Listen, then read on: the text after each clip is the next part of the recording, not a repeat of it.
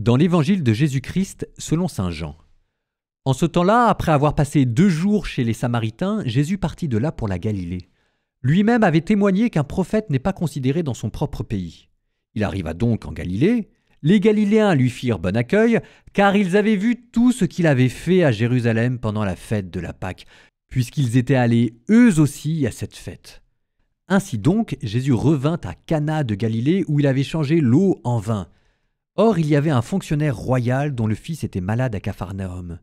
Ayant appris que Jésus arrivait de Judée en Galilée, il alla le trouver. Il lui demandait de descendre à Capharnaüm pour guérir son fils qui était mourant.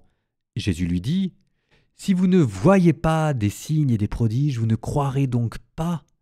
Le fonctionnaire royal lui dit : « Seigneur, descends avant que mon enfant ne meure. » Jésus lui répond : « Va, ton fils est vivant. » L'homme crut à la parole que Jésus lui avait dite, et il partit. Pendant qu'il descendait, ses serviteurs arrivèrent à sa rencontre et lui dirent que son enfant était vivant. Il voulut savoir à quelle heure il s'était trouvé mieux. Ils lui dirent : « C'est hier à la 7e heure, au début de l'après-midi, que la fièvre l'a quitté. » Le père se rendit compte que c'était justement l'heure où Jésus lui avait dit : « Ton fils est vivant. » Alors il crut, lui, ainsi que tous les gens de sa maison. Et tel fut le second signe que Jésus accomplit lorsqu'il revint de Judée en Galilée.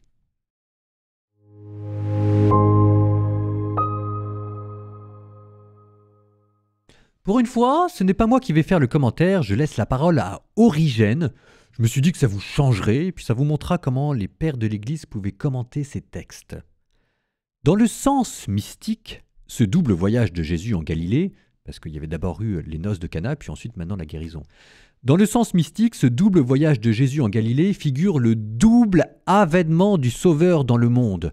Le premier qui est tout de miséricorde, où il porte la joie dans le cœur des convives en changeant l'eau en vin, c'est le miracle des noces de Cana, et le second miracle, ici, cet évangile, où il rend à la vie le fils de cet officier presque entre les bras de la mort, c'est-à-dire le peuple juif qui sera sauvé à la fin du monde, après que la plénitude des nations sera entrée dans l'Église. C'est lui qui est le grand roi des rois que Dieu a établi sur sa sainte montagne de Sion. Ceux qui ont vu son jour ont été emplis de joie. Cet officier royal, c'est Abraham. Son fils malade, c'est le peuple d'Israël qui a laissé s'affaiblir entre ses mains le culte du vrai Dieu et qui, transpercé des traits enflammés de l'ennemi, est comme atteint d'une fièvre mortelle. Fin de la citation d'Origène. Vous me direz peut-être que vous n'avez pas tout compris ni tout suivi. On en est tous là avec les pères de l'Église. Donc écoutez les enfants, au travail, vous réécoutez ce commentaire. Enfin, on est tous passés par là, mais ça vous fera voyager autrement et ça vous rapprochera beaucoup plus rapidement de Dieu que tout ce que moi je pourrais faire.